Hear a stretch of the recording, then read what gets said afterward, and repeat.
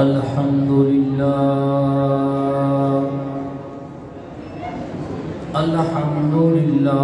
نحمده ونستعینه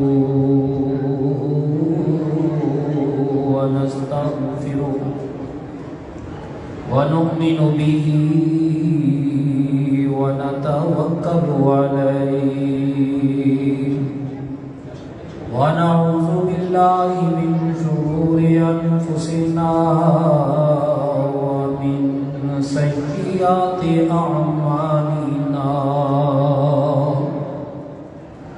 من يهده الله فلا مضل له ومن يضلل فلا هادي له ونشهد أن لا إله إلا الله وحده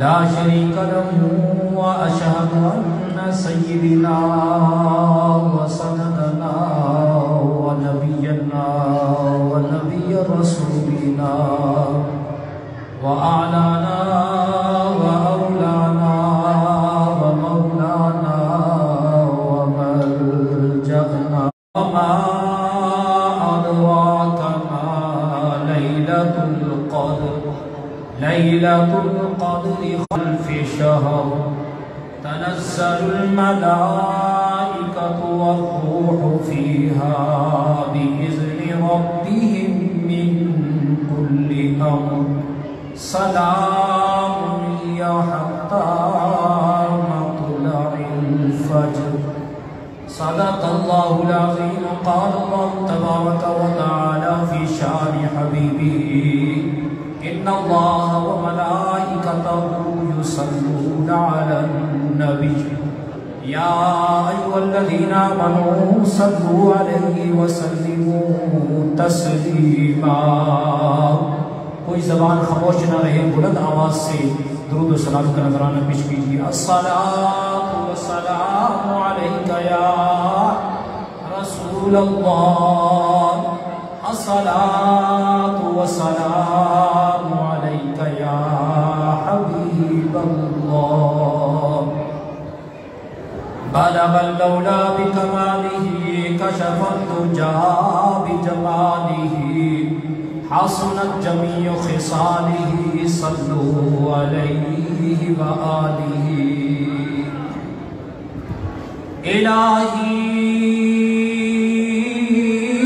الہی دکھا دے وہ مدینہ جو کیسی بستی ہے الہی دکھا دے وہ مدینہ جو کیسی بستی ہے میرے مولا جہاں پر دن رات تیری رحمت برستی ہے کہہ دو سبحان اللہ الہی اس دنیا میں جس کام کے لیے اے مولا وہ کام نہ بگڑے الہی اس دنیا میں جس کام کے لیے اے مولا وہ کام نہ بگڑے سر قلم ہو جائے پر محمد کا اسلام نہ بگڑے الہی گر تو جو چاہے قطروں کو سمندر کر دے الہی گر تو جو چاہے قطروں کو سمندر کر دے میرے مولا تو جو چاہے پیغمبروں کو یتیم کر دے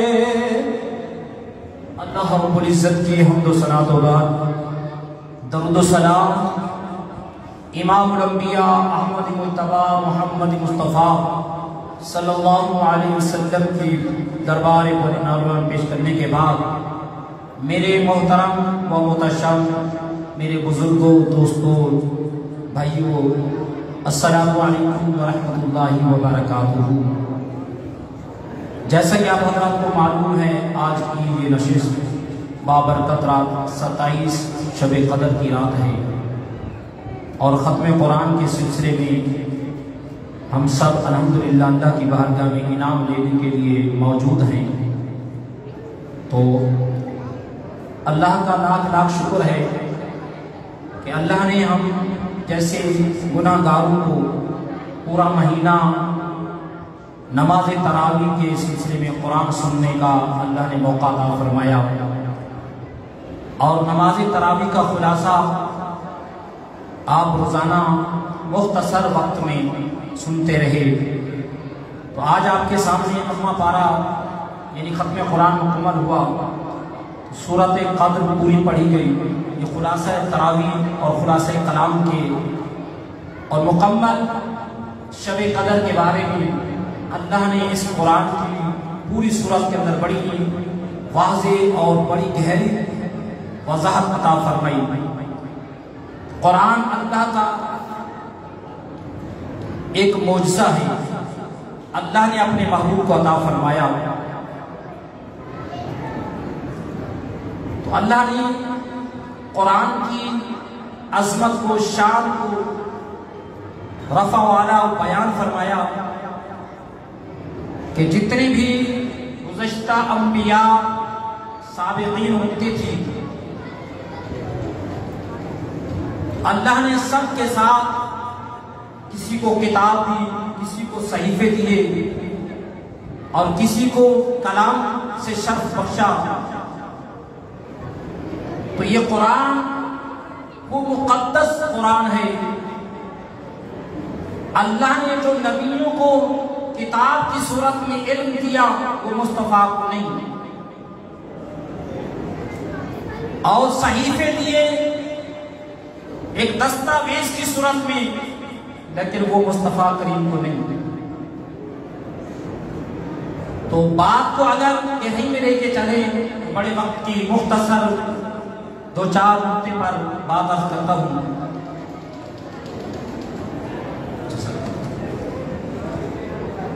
اللہ کی بارگاہ میں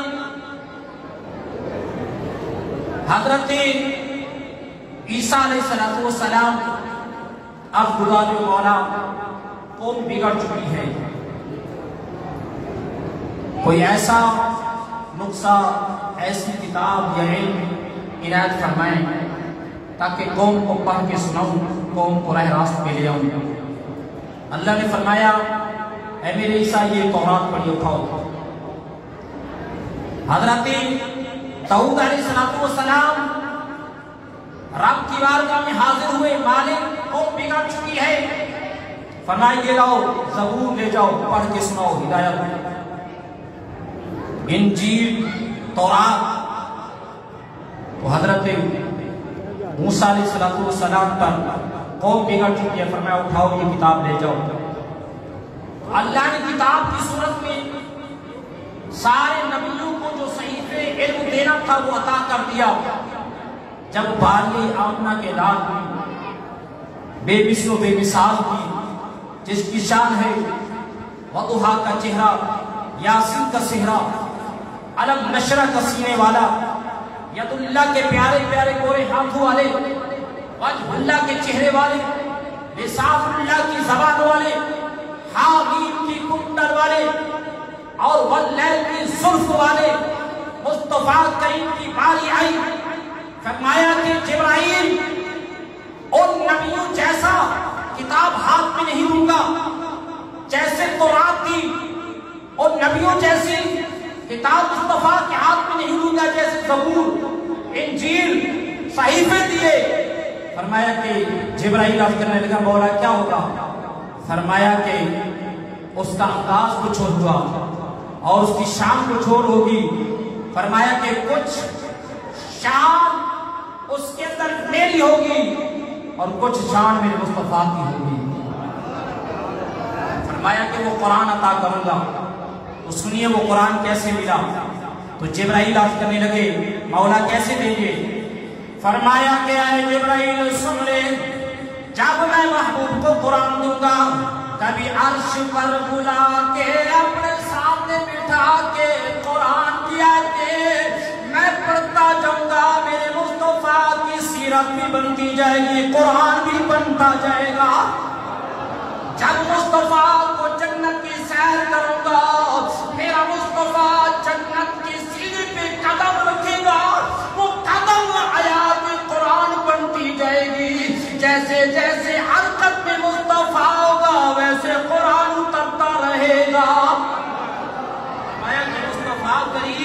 کی شان، تو پتہ چلا کہ ساری دنیا کا علم فرمایا کہ ان کے آگے ہوگا، لیکن میرا مصطفیٰ آگے ہوگا، قرآن پیچھے ہوگا۔ جیسے مصطفیٰ چلے گے قرآن، فرمایا کہ مکے کی سرزمین پہ میرا مصطفیٰ کعبے کا طواف کرے گا تو قرآن اترے گا، آب زمزم کے کنویں پہ بیٹھے گا تو قرآن اترے گا۔ میرے آقا کفار مکہ کو بٹھا کر قرآن کی آیات پڑھ کے اللہ کے ختم وحدانیت کے درس دیں گے، اپنی ختم نبوت کا بیان کریں گے تو قرآن اترے گا۔ وَإِذَا تُلِيَتْ عَلَيْهِمْ آيَاتُهُ زَادَتْهُمْ ایمانا۔ فرمایا کہ اے محبوب آپ قرآن پڑھ کے ان کو سنایا، اپنے دل کو تسلیم ہو۔ تو فرمایا کہ مصطفیٰ کریم کبھی مکے کی گلی میں تو قرآن آ رہا ہے، مصطفیٰ خانہ کعبہ میں بیٹھا تو قرآن آ رہا ہے، مصطفیٰ کریم اپنے فرمایا کہ جوانی میں تو قرآن، بڑھاپے میں قرآن۔ تو فرمایا یہ پتہ چلا کہ کبھی آقا علیہ السلام اما عائشہ کے حجرے میں تو قرآن آ رہا ہے، کبھی مصطفیٰ مدینے کی گلیوں میں چلتے ہیں تو قرآن آ رہا ہے، کبھی میرے مصطفیٰ کریم غریب امت کو دیکھ رہے ہیں تو قرآن اتر رہا ہے۔ تو پتہ چلا آگے آگے مصطفیٰ ہوگا، پیچھے پیچھے قرآن ہوگا۔ تو پھر اس قرآن کی شان کا بیان کی۔ اما عائشہ صدیقہ رضی اللہ تعالی عنہ کے پاس مدینے کی چند خواتین آئی، آ کر کہنے لگی عائشہ بڑی خوش قسمت ہو، بڑی شان والی ہو، بڑے مقدر اور اچھے نصیب والی ہو، صبح سے لے کے شام تک مصطفیٰ کا چہرہ دیکھتی ہو، مصطفیٰ کی خدمت کرتی ہو، مصطفیٰ کے آنگن میں رہتی ہو، مصطفیٰ کے گھر میں رہتی ہو، تیرے جیسے کوئی عورت خوش قسمت نہیں۔ تو فرمایا کہ ہم آئے ہیں اللہ کے رسول کا اخلاق سننے کے لیے، اللہ کے رسول کی میٹھی میٹھی باتیں سننے کے لیے، کچھ ہمیں سنائیں، کچھ بتائیں۔ اما عائشہ صدیقہ رضی اللہ تعالی عنہ فرمانے لگی کیا تم نے قرآن نہیں پڑھا؟ کہا کیا مطلب؟ فرمایا کہ اللہ نے جو کچھ مصطفیٰ کریم کا اخلاق رکھا، الحمد کی الف سے لے کے والناس کی سین تک پورا قرآن مصطفیٰ کا اخلاق بھی بن گیا، محبت بھی بن گئی۔ بھائی پورا قرآن مصطفیٰ کی شان اترا۔ آپ قرآن پڑھو، یہ قرآن سب کچھ مصطفیٰ کی شان بتا رہا ہے اور یہ مصطفیٰ کا مقام بتا رہا ہے۔ تو فرمایا کہ کسی عاشق نے پھر کیا قرآن کی شان میں کہا؟ فرمایا یہ قرآن ہے نورانی شیشہ تے رب تارا دکھاوے، جیڑا انہوں پڑھتے عمل کرے وہ سیدھا ہی جنت جاوے۔ فرمایا یہ قرآن رب دا نورانی شیشہ، یہ قرآن رب دا نورانی شیشہ، جیڑا انہوں پڑھے تے عمل کرے وہ سیدھا ہی جنت جاوے۔ تو فرمایا بخشش والیا کارن، بخشش منگن والیا کارن تے کھلا ہے دروازہ۔ تو پچھلی راتی رحمت رب دی تے کرے بلند آوازہ۔ فرمایا یہ قرآن کی شان ہے۔ تو ہم قرآن پڑھ کے تو دیکھیں جس کا ایک حرف الف لام میم 3 حروف ہیں، ایک حرف پڑھنے پر 10 نیکیاں اس کے نامہ اعمال میں دی جاتی ہیں اور 10 گناہ معاف کیے جاتے ہیں اور 10 درجے بلند کیے جاتے ہیں۔ تو پورا قرآن پڑھو گے کتنے ہزاروں نیکیاں تمہارے نامہ اعمال میں ملے گی۔ تو قرآن فقط تراویح کے لیے نہیں۔ سنو، ایک میں حکایت پڑھ رہا تھا تو سالہ سال قرآن کو نہیں کھولتے، ایک بندہ گھر میں سیلری لے کر آتا ہے تو وہ عید کی شاپنگ پر تو اچانک گھر سے وہ گم ہو جاتی ہے، کبھی بھائی کے پاس، کبھی تایا کے پاس، کبھی دوست کے پاس، کہ بچوں کو شاپنگ کرانی ہے، تو وہ جو سیلری تھی ایک دم گم ہو گئی۔ पता नहीं रख के भूल गया कहाँ रखी। तो बड़ी जस्तजू में यहाँ तक कि वो उसने दोस्तों को पैसे लिए कर्ज के तौर पे, 2 महीने की, फिर 4 महीने की करता रहा, 6 महीने करता रहा, 8 महीने करता रहा, कोई सबक नहीं बना देने का। तो जैसे रमजान शरीफ आया तो उसने कुरान खोला, क्या देखते हैं वो जो सैलरी थी कुरान के अंदर ही पड़ी है। जो सैलरी थी वो कुरान के अंदर ही पड़ी है पूरा साल।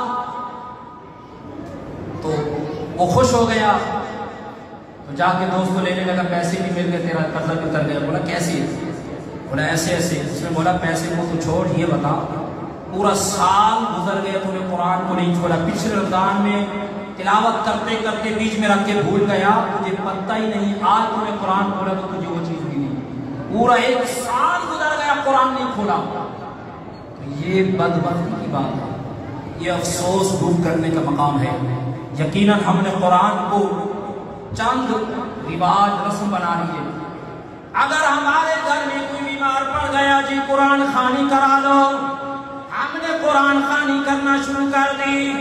अल्लाह न करे किसी की माँ बहन दुनिया से चली जाए, हमने 3 दिन तक कुरान खोल के रख दिया कि सिपारे पढ़ो, फिर 10वें को, फिर 20वें को, 30वें को, 40वें के बाद उस घर से कुरान अल्लाह, फिर उस कुरान को हमने अलमारियों की सीनत बना के रख दिया है।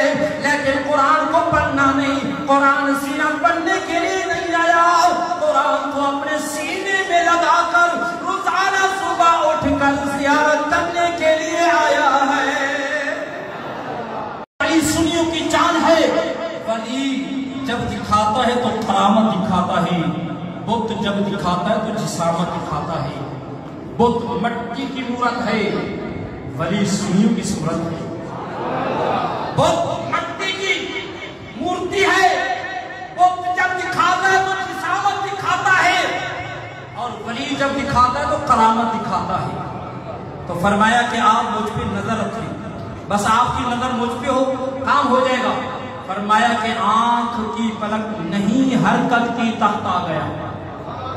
तो ये जो लोग कहते हैं कि नबी वली पैगंबर कुछ नहीं कर सकते, ये कुरान का वाकया है, 19वां पारा सूरह नमल, ये कुरान के अंदर वाकया मौजूद है। फरमाया कि आसिफ बिन बरखिया खुदा नहीं बल्कि खुदा का बंदा था। आसिफ बिन बरखिया नबी नहीं बल्कि नबी का सहाबी था। तो फरमाया पता ये चला, जब एक नबी के सहाबी को इतना शान है कुरान का इल्म मिलने पर, उसके पास कुरान का इल्म था और किताब का इल्म था, उस किताब का इल्म पढ़कर उसने इतना बड़ा तपला के सामने रख दिया। तो फरमाया इसको कहते हैं करामत।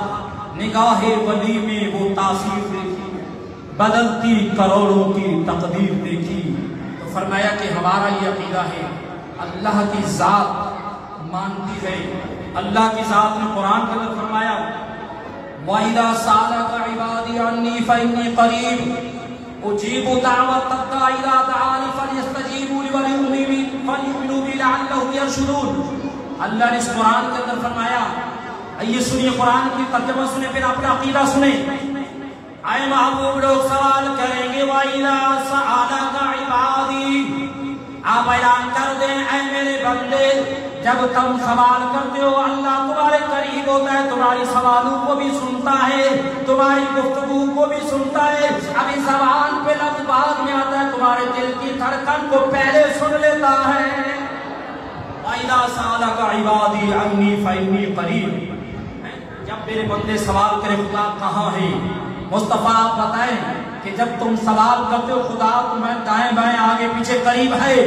अन्नी फइन्नी करीब, वो जीवो दावत तद्दाई इला दान, जब वो सवाल करते हैं तो फरमाया कि सवाल करना हर बंदे का हक है, लेकिन कबूल करना खुदा की मर्जी है। कबूल करना खुदा की मर्जी है।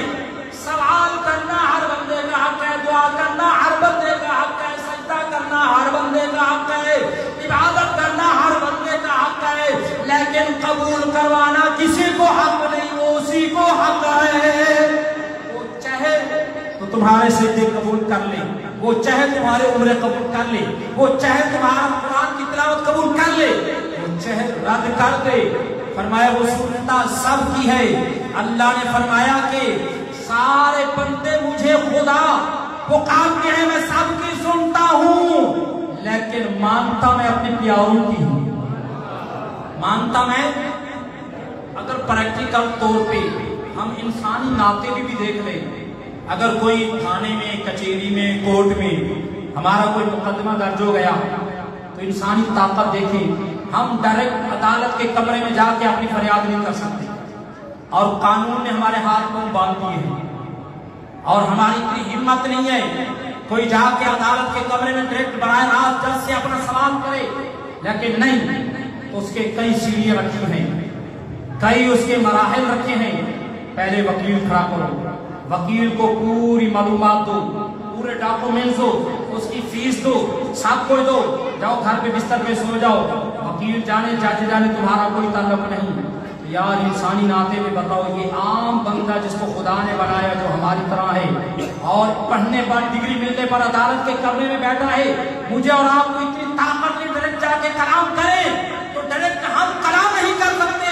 اللہ نے یہی مثال میرے اور آپ کو سمجھائی، فرمایا کہ اللہ کا ولی جس کے مزار پر ایک نہیں لاکھوں لوگ آتے ہیں، فرمایا کہ وہ لیٹا وہ مزار میں ہے لیکن کنیکشن اس کا خدا کے ساتھ ہے، کنیکشن اس کا خدا کے ساتھ ہے۔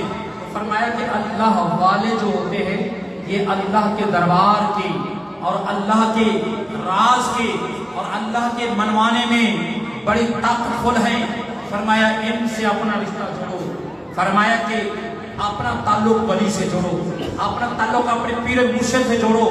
فرمایا کہ یہ پیر و مرشد کیا ہوتا ہے، سید آل رسول کیا ہوتا ہے، ایک نسبت ہے، نسبت۔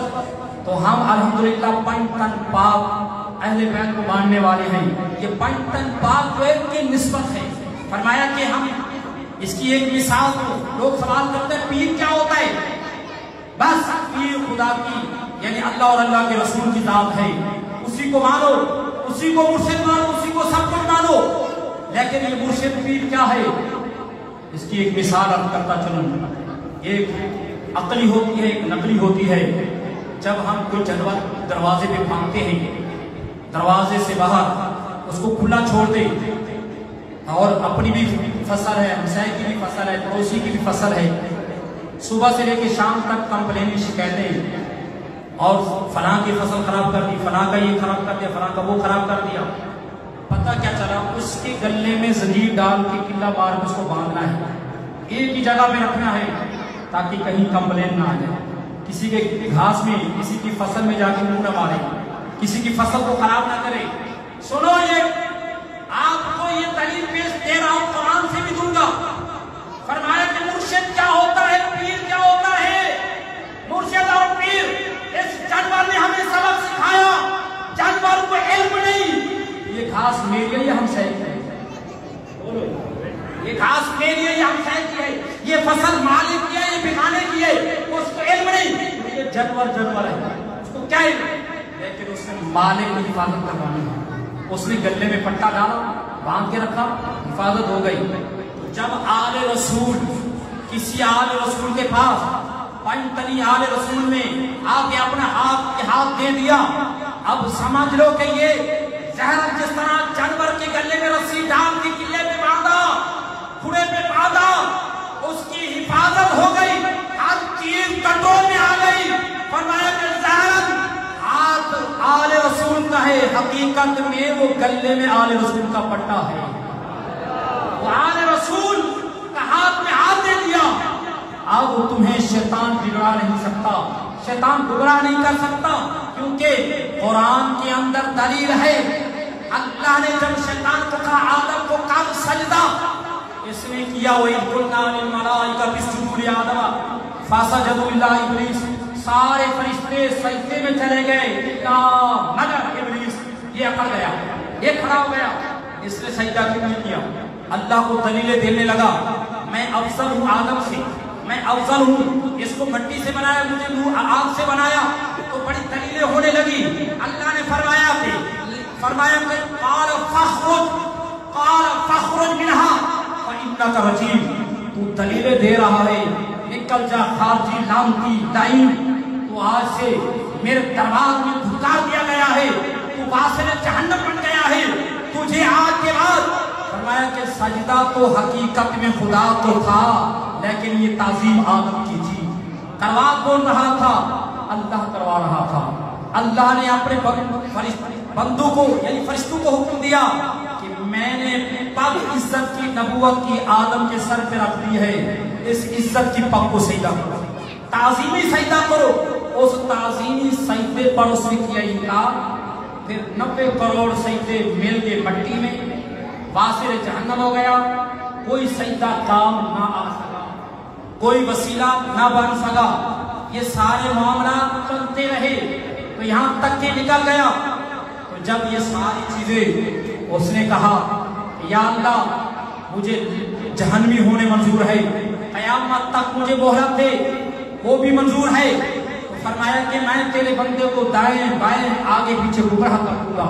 شیطان قیامت تک زندہ ہے، شیطان کی حرکت بندے پہ چلتی ہے، شیطانی کام بندہ شیطان کے کہنے پہ کر سکتا ہے اور ہمیشہ قیامت تک کرتا رہے گا.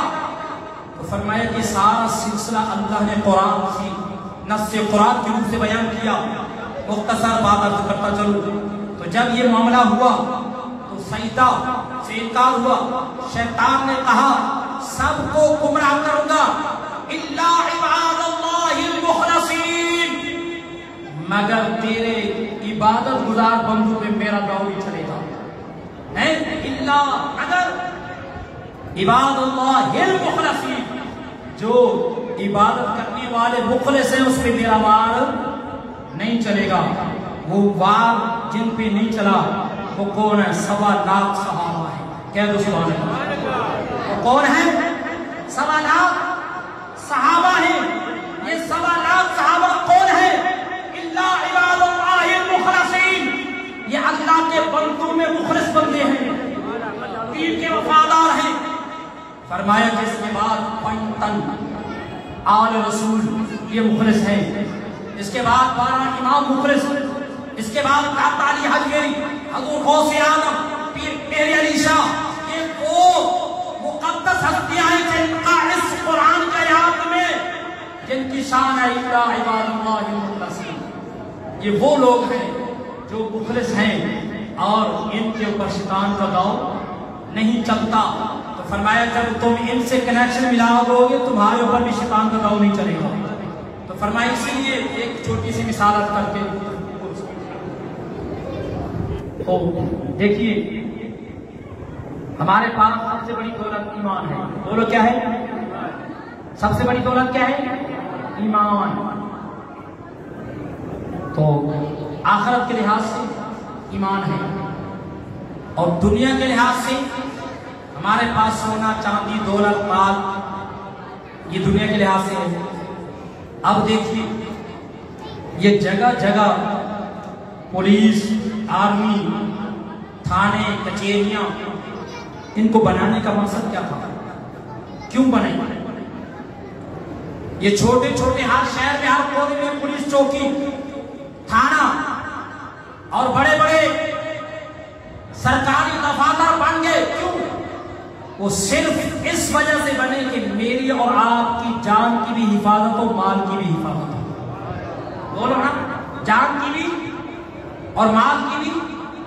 یہ پولیس چوکی، آرمی، جتنے بھی سرکاری ملازمت، سرکاری دفاتر ہے، یہ کسی نمائش کے لیے نہیں، یہ میری اور آپ کی جان کی حفاظت کے لیے ہے. اور اسی طرح جب جہاں جان کا خطرہ تھا، جہاں مال کا خطرہ تھا، قانون بن گیا، پولیس چوکی اور تھانے بن گئے تاکہ آپ کی ہر چیز محفوظ رہے. اور یہاں تک کہ ایک اور اگر کسی کے پاس پیسہ آ گیا اس نے گیٹ پہ گارڈ بٹھا دیا، گارڈ بیٹھ گیا. اب گارڈ جب بیٹھ گیا تو پورے محلے کو پتا چلا کہ اس گیٹ پہ گارڈ بیٹھا ہے. تو گارڈ چور قریب نہیں آ سکتا. کیوں بٹھایا اس نے؟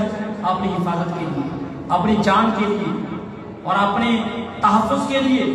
جب یہ ساری چیزیں تحفظ اور جان مال کے لیے بٹھائی تو پتہ یہ چلا ایک دنیا کا قانون ہے، ایک آخرت کا قانون ہے۔ دنیا کا قانون ہے کہ گارڈ، پولیس، آرمی کے جیل کے کھانے تاکہ میری اور آپ کی عزت بھی محفوظ رہے، جان بھی محفوظ رہے، مال بھی محفوظ رہے۔ اور سب سے آخرت کی دولت ہے ایمان۔ جب ایمان کی باری آئی اللہ نے ولیوں کے مزار بنا دیے، اللہ نے جگہ جگہ پہ ہر شہر میں ولی بٹھا دیا۔ اس ولی کی نظر سے پھر کہا کہ ولیوں کے پہنچنے تک اپنے مرشد کا وسیلہ ڈھونڈو۔ اللہ نے قرآن کے اندر فرمایا 6:12 یا ایھا الذین آمنوا اتقوا اللہ، اے ایمان والو اللہ سے ڈرو، وابتغوا وابتغوا وابتغوا، تلاش کرو تلاش کرو۔ سنو کیا تلاش کریں؟ وابتغوا الیہ الوسیلہ، وہ وسیلہ قرآن بتا رہا ہے۔ وہ وسیلہ کیا ہے؟ وہ وسیلہ بخشش کی نماز ہے، وہ وسیلہ بخشش کا قرآن ہے، وہ وسیلہ بخشش کا حج ہے، وہ وسیلہ بخشش کا نیک عمل ہے، وہ وسیلہ اللہ کا ولی ہے۔ جب نماز آخرت کا من، روزہ آخرت کا من، حج آخرت کا من، یہ بخشش کا وسیلہ بنا۔ وابتغوا الیہ الوسیلہ، فرمایا کہ اللہ کی دربار میں پہنچنے کے لیے وسیلہ تلاش کرو۔ یہ قرآن کی آیات وسیلہ بتا رہی ہے، اور یہ دینی باتیں، عقائد کی باتیں ہر مولوی نہیں بتائے گا، اور یہ واحد اسٹیج ہے اہل سنت جماعت کا جو تمہیں بتائیں گے۔ فرمایا کہ ہر اسٹیج میں کوئی کہے گا ولی پیغمبر کچھ نہیں کر سکتے، ہر جگہ شرک اور بدعت کی بتائے گی۔ کیونکہ دیکھیے قرآن کو اگر پڑھیں، قرآن کی آیات بتا رہی ہے یا ایھا الذین آمنوا اتقوا اللہ وابتغوا، ایمان والو اللہ سے ڈرو، ایمان والو اللہ سے ڈرو، وابتغوا تلاش کرو اپنے من پسند مفتی کے۔ صبح مٹھائی کا ڈبہ لینا، جا کے خدمت میں پیش کرنا، جس عقیدے کا بھی ہے اس کو جا کے بولو۔ یہ رات ایک چھوٹے سے الخطیب اپنا الحبیب کے طالب علم نے، مسجد کے خادم نے ہمیں یہ فتویٰ دیا ہے کہ وسیلے سے مراد کیا ہے، وابتغوا سے کیا مراد ہے؟ وابتغوا تلاش کرو، کیا تلاش کریں یہاں، کیا ڈھونڈیں؟ الہی وسیلہ تو ولی سے، وسیلے سے کیا مراد ہے؟ تو فرمایا کہ وہ آپ کو بہترین بیٹھ کے آپ کا ذہن فرش کرے گا، آپ کو بتائے گا اس وسیلے سے مراد نماز ہے، اس وسیلے سے مراد عبادت ہے، اس وسیلے سے مراد اللہ کے حج اور زکوٰۃ عمرے ہیں۔ جب یہ ساری چیزیں ہو گئی تو کیا بن گیا؟ آخرت کا ایمان ایک اور چیز ہے، ایمان کے ساتھ نماز کیا ہے؟ ایمان نہیں، بولے نماز کیا ہے؟ اعمال، بولی کیا؟ نماز اعمال ہے، ایمان اللہ اور اللہ کے رسول کو ماننے کا نام ہے۔ ایمان کے بعد نماز قبول، ایمان کے بعد روزہ قبول، ایمان کے بعد حج زکوٰۃ قبول۔ تو سب سے پہلے شرط ہے جنت میں جانے کی ایمان۔ ایمان آ گیا، اور ایمان کے بعد دوسرے نمبر پہ اعمال۔ تو جب اعمال آ گئے تو اب ایمان اور اعمال دو چیزیں ہو گئی۔ یہ دونوں آخرت کا خزانہ ہے، دونوں آخرت کا خزانہ ہے۔ اس ایمان اور اعمال کو بچانا ہے، فرمایا اس ایمان اور اعمال کو بچانے کے لیے وابتغوا الیہ الوسیلۃ وجاہدوا، مجاہدہ کرو فی سبیلہ، اللہ کے راستے میں۔ فرمایا کہ اللہ نے ساری قرآن کے اندر اس لیے بتا دی، اور دوسرے نمبر پہ 11ویں پارے کے اندر سورۃ یونس کے اندر فرمایا الا انا، بے شک اولیاء اللہ، اللہ کے ولی پہ نہ کوئی خوف ہے نہ غم، نہ وہ دنیا کی زندگی میں پریشان ہے نہ آخرت کی زندگی میں۔ یہاں بھی ایک نقطہ آپ کو علم کا ادا کرتا چلوں، الا خبردار، انا بے شک اللہ کے ولی پر کوئی خوف نہیں اور کوئی غم نہیں۔ الا یہ حرف امر ہے، تو اس لفظ کو لگا کے الا بنا، ترجمہ بنتا ہے خبردار۔ تو آپ پڑھے لکھے لوگ بیٹھے ہو تو خبردار کہاں بولا جاتا ہے، کس مقام پہ بولا جاتا ہے؟ آج ہم بے دھڑک ہو کے اپنی بچوں کو اپنی اولادوں کو یہ عقیدہ پڑھا دیتے ہیں کہ فرمایا کہ ولی پیغمبر نبی رسول کچھ نہیں کر سکتے، سب کچھ کرنے والی اللہ کی ذات ہے۔ ہم بھی یہی کہتے ہیں کرنے والی اللہ کی ذات ہے، لیکن اللہ ان پیاروں کے صدقے قبول فرما لیتا ہے۔ کوئی ولی اپنی طرف سے نہیں دکھاتا، فرمایا کہ اللہ کا فضل ہوتا ہے، اللہ کی اس میں رضا شامل ہوتی ہے، اللہ کا حکم شامل ہوتا ہے اور اللہ کی رضا شامل ہوتی ہے۔ میں لفظ کی طرف آتا ہوں، الا خبردار۔ تو یہ خبردار کا لفظ کہاں کس جگہ؟ اللہ نے قرآن کے اندر فرمایا کہ وَأَقِیمُوا الصَّلَاةَ وَآتُوا الزَّکَاةَ، کہ نماز قائم کرو اور زکوٰۃ ادا کرو۔ یا اللہ یہاں تو نہیں فرمایا الا وَأَقِیمُوا الصَّلَاةَ خبردار، یہاں بورڈ کیوں نہیں لگایا وَأَقِیمُوا الصَّلَاةَ وَآتُوا الزَّکَاةَ، نماز قائم کرو زکوٰۃ ادا کرو، یہاں خبردار کا بورڈ نہیں۔ اللہ نے حج کا وَأَذِّنْ فِي النَّاسِ بِالْحَجِّ يَأْتُوكَ رِجَالًا وَعَلَىٰ كُلِّ ضَامِرٍ يَأْتِينَ مِنْ كُلِّ فَجٍّ عَمِيقٍ، اللہ نے حج کا حکم دیا، یہاں بھی لفظ آتا ہے، اور اللہ نے زکوٰۃ کا حکم دیا، یہاں بھی اللہ کا لفظ استعمال نہیں کیا۔ اللہ نے قرآن کے اندر فرمایا کہ یا ایھا الذین آمنوا کتب علیکم الصیام کما کتب علی الذین من قبلکم لعلکم تتقون، ایمان والو تم روزے رکھو، اور جیسے کہ تم سے پہلے روزے رکھے گئے، روزے فرض کیے گئے، یہاں بھی لفظ اعلیٰ نہیں لگایا۔ تو سنیے خلاصہ کلام دے کے بعد اجازت چاہتا ہوں، یہ پوائنٹ نقطے کی بات ہے۔ حج کا حکم دیا کا لفظ اعلیٰ نہیں فرمایا، نماز کا حکم دیا لفظ اعلیٰ نہیں فرمایا، روزے کا حکم دیا لفظ اعلیٰ نہیں لگایا، زکوٰۃ کا حکم دیا لفظ اعلیٰ نہیں لگایا۔ تو باری تعالیٰ کی بارگاہ میں فرمایا کہ سوال کیے اے مالک یہاں حکم نہیں ہے، تو فرمایا کہ نماز کا انکار کوئی نہیں کرنے والا، روزے کا انکار کوئی نہیں کرنے والا، حج کا انکار کوئی نہیں کرنے والا۔ تو حج بھی سب کریں گے، نمازیں بھی سب پڑھیں گے، روزے بھی سب رکھیں گے۔ تو اللہ کا جب ولی کی شان ہے تو یہاں بورڈ کیوں لگایا؟ فرمایا کہ خبردار، ولی کی شان پڑھنے سے پہلے اپنے آپ کی آنکھیں کھول لینا، یہاں وہ دربار ہے، یہاں بے ادبی نہیں ہے، یہاں گستاخی نہیں ہے۔ تو ایک اور جملہ، بجلی کے بڑے بڑے ٹرانسفارمر پہ بورڈ پہ ننگی تاروں پہ لکھ کے لگا دیا جاتا ہے خبردار، اس کھمبے کو ہاتھ نہیں لگانا، اس تار کو ہاتھ نہیں لگانا، اس چار دیواری کے قریب نہیں آنا۔ جہاں بجلی کھا رہا ٹرانسفارمر ہے، بڑے بڑے مورتیاں بنے ہوئے، کانٹا لگا ہوا ہے، قریب نہیں آنا، کیونکہ کوئی پاگل آ کے ہاتھ پھیرتا مرے بھی یہ کیا ہو رہا ہے، یہ کیا ہو رہا ہے، وہاں کیا ہو رہا ہے۔ ان پڑھے لکھے لوگوں نے ان پڑھ لوگوں کو انگوٹھا ٹیکوں کو ایک نشان لگا کے بتا دیا اس کے قریب نہیں آنا، اگر تو اس کے قریب آ گیا تو تیری جان جا سکتی ہے، تیری جان جا سکتی ہے۔ اللہ نے اپنے ولیوں کے دربار پہ بورڈ لگا دیا کہ اللہ خبردار، اگر ادھر آیا تو تیرا ایمان جا سکتا ہے۔